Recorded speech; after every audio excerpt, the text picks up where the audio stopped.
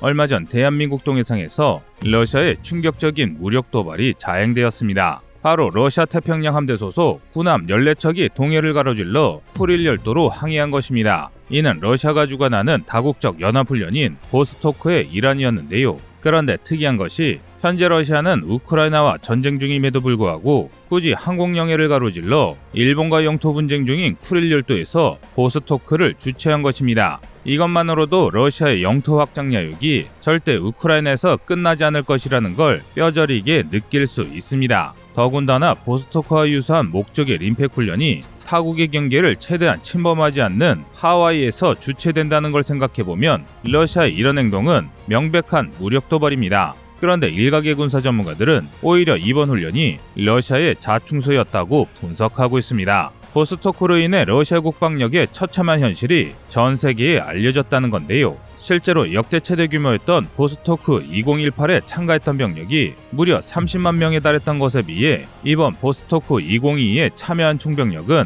5만 명밖에 되지 않습니다. 지난 훈련에 비해 고작 6분의 1에 불과했습니다. 게다가 훈련장도 기존 계획 아니었던 13곳에서 7곳으로 절반 가까이 줄어들었는데요. 이를 바탕으로 러시아가 우크라이나 전쟁으로 상당히 치명적인 피해를 입었다는 걸 짐작해 볼 수 있습니다. 그런데 이런 러시아의 상황과 다르게 군사 전문가들은 보스토크 자체는 경계해야 된다고 경고하고 있습니다. 그 이유는 바로 중국 때문입니다. 이번 보스토크에서 중국은 최초로 육해공 전 분야에 걸쳐 병력을 파견했습니다. 좀 더 자세히 살펴보면 병력 2천여 명, 군용 차량 300여 대, 군용기와 헬기 21대, 군함 3척 등인데요. 이는 중국의 군사력이 마침내 러시아를 뛰어넘었다라는 일종의 무력과시 경향이라고 볼 수 있습니다. 즉 중국은 우크라이나 전쟁을 계기로 힘의 균형이 자신들에게로 넘어왔다는 것을 서방권 국가들에게 광고하고 있는 것입니다. 게다가 유감스럽게도 이것은 중국 특유의 허세가 아닙니다.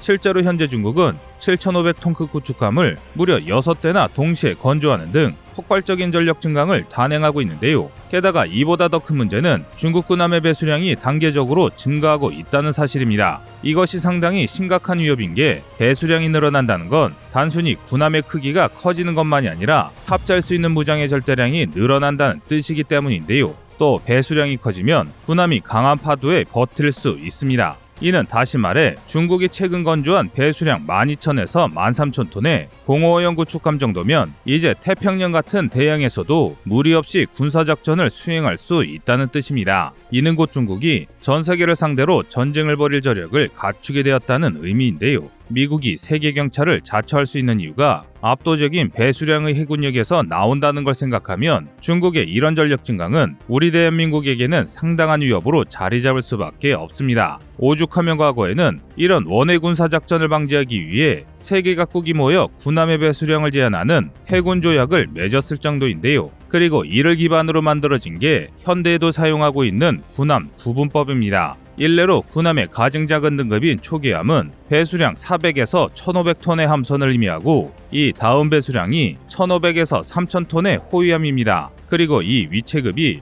본격적인 원해 군사작전이 가능한 배수량 3000에서 7000톤의 구축함과 배수량 10,000톤 이상의 순양함입니다. 하지만 이는 어디까지나 과거 해군 감축 조약이 유효할 때나 사용됐던 암묵적인 기준입니다. 현대 와서는 기술력을 갖추고 있다면 중국의 050처럼 필요에 따라 10,000톤 이상의 구축함을 건조하기도 하는데요. 그런데 상당히 불길한 예측이지만 이런 양상은 제1차, 제2차 세계대전 직전의 모습과 상당히 유사합니다. 1차 대전 직전 강대국들은 상대를 제압하기 위해 경쟁적으로 해군을 키웠습니다. 심지어 종국에는 거원거포주의의 시작이라고 할 수 있는 배수량 21,000톤의 드레드노트급 군함이 등장하며 순양함의 다음 체급 전함이라는 개념이 대두되었는데요. 이를 계기로 군함의 크기가 미친 듯이 커지면서 각국의 군비 경쟁이 심화됐습니다. 이 때문에 서로 해군력 증강을 어느 정도 포기함으로써 힘의 균형을 이룰 목적으로 전함의 최대 규모를 만재 35,000톤 이하로 제한하는 워싱턴 해군 조약을 맺었는데요. 하지만 이마저도 독일과 일본의 폭주로 깨져버렸습니다.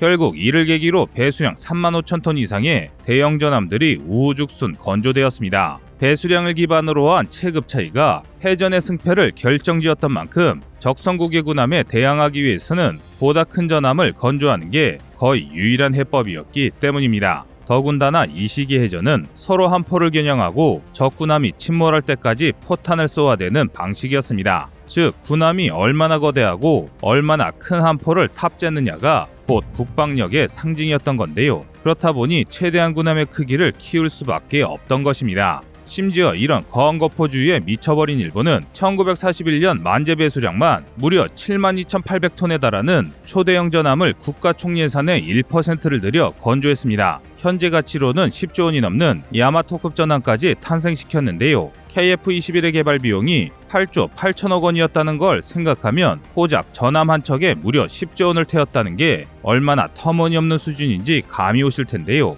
그만큼 야마토급 전함은 일본 군국주의의 상징이자 세계를 지배하겠다는 정신나간 야욕의 산물이었습니다. 그리고 이만큼 막대한 금액이 소모된 만큼 야마토급 전함의 스펙은 실로 경악스러운 수준이었습니다. 전장은 무려 축구장 2개보다 긴 263m에 달했고 전폭은 39m였습니다. 게다가 탑재한 무장도 주포로는 460mm 35구경장 3연장 주포를 3대나 탑재했고 부포로는 일반적인 구축함이나 경순양함에서 주포로 사용할 155mm 함포를 탑재했습니다. 게다가 크기만큼 방어력도 엄청났는데요. 단적으로 야마토급 주포 포탑의 전면 장갑의 두께는 무려 660mm에 달했습니다. 이는 일반적인 전함의 주포 포탑 장갑의 2배 달하는 수치로 이론상으로는 다른 어떤 전함도 이 장갑을 뚫어낼 수 없었습니다. 하지만 이쯤 되면 눈치채신 분도 계시겠지만 일본이 만든 무기체계 대부분이 그렇듯 야마토급 전함 또한 겉만 번드르르하지 속은 썩어 문드러진 시궁창이었습니다. 먼저 앞서 말한 주포의 포탑이 어마어마한 방어력과 공격력을 가졌지만 반대로 부포 포탑의 장갑은 고작 25mm에 불과했습니다.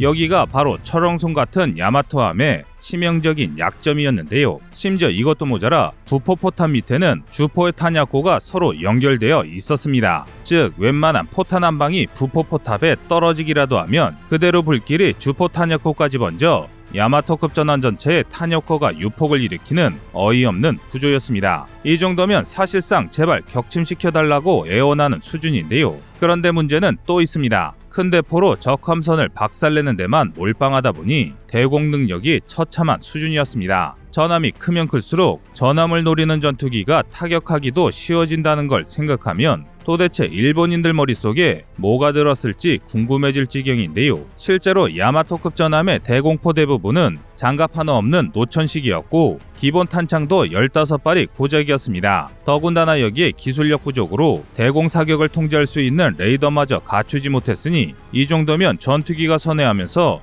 기관총을 한 번만 쏘아붙여도 대공 전력이 전멸할 정도였습니다. 오죽하면 일본 해군조차도 이번 함인 무사시함의 주포를 이용해 대공 함망을 구축하려 시도했을 정도인데요. 기존의 대공포가 있으나마나한 수준이니까 주포로 산탄과 비슷한 개념인 유산탄을 발사해 미국 전투기를 격추하려던 것입니다. 하지만 막상 무사시함이 유산탄을 발사하자 그야말로 지옥도가 펼쳐졌는데요. 460mm에 달하는 주포의 흑폭풍이 너무나 거세서 가뜩이나 위태롭던 대공포가 부서져 나갔던 것입니다. 심지어 대공포를 운영하던 병사들까지 후폭풍에 휘말려 부질없이 생을 마감하는 참사가 벌어지기까지 했습니다. 이렇게 무사시는 미국 전투기들의 집중 포격으로 제대로 된 반항 한번 못해보고 비참하게 얻어맞다가 결국 격침되었습니다. 이 정도면 일본인들이 생각한 절대무기가 한편의 코미디가 따로 없을 정도인데요. 그런데 야마토급 전함은 이외에도 엔진 기술 부족으로 인한 느린 속도, 수리자재 부족, 각종 레이더 기술 부족 등 전함으로서 반드시 갖춰야 할 모든 부분에서 함량 미달인 패급이었습니다. 즉 덩치만 큰 관짝이었던 것입니다. 실제로 야마토급 전함은 자신의 포탑 한 개 무게만도 못한 배수량의 구축함에 격퇴당하는 온갖 추태를 선보이다 결국 일본 해군의 손에 자침되는 황당한 결말을 맞이했습니다.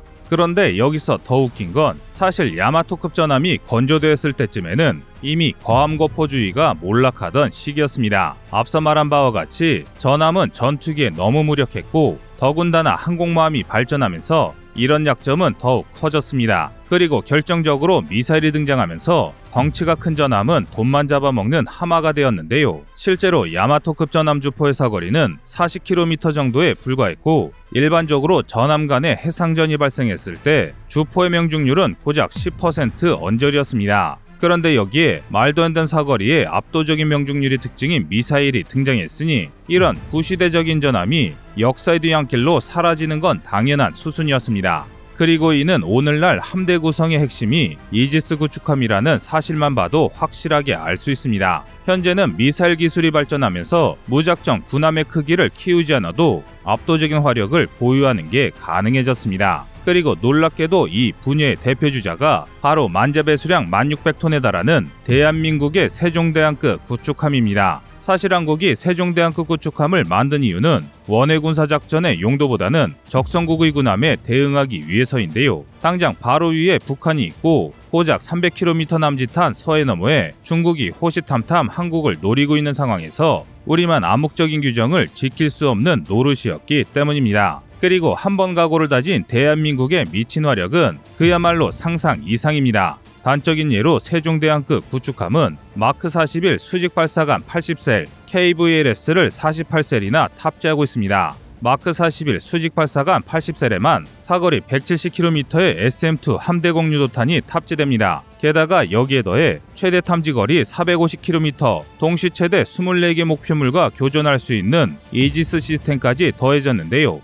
이 정도의 SM-2 탑재량이면 적의 전투기나 순항미사일을 거의 완벽하게 방어할 수 있습니다. 게다가 세종대왕급 구축함에는 KVLS 48셀에 달하는 해성2 함대지 순항미사일을 탑재할 수 있습니다. 해성2는 탄두 중량만 500kg에 달하는 현무3의 해상운용 버전으로 사거리만 무려 최대 1500km에 달합니다. 이 정도면 가히 공방양 쪽에서 완벽에 가까운 전투를 수행할 수 있는데요. 이에 반해 중국이 한국의 세종대왕함보다 더 크게 건조한 최신 구축함인 050의 수직 발사관이 112셀에 불과하다는 걸 생각해보면 대한민국의 화력 사랑이 얼마나 대단한지 감탄이 나올 정도입니다. 이처럼 대한민국은 보여주기식도 아니고 타국을 침략하기 위해서도 아닌 오로지 스스로를 지키기 위해 가히 최강이라 부를 만한 화력 체계를 구축하고 있습니다. 이상 꺼리투브의 두 번째 미션이었습니다.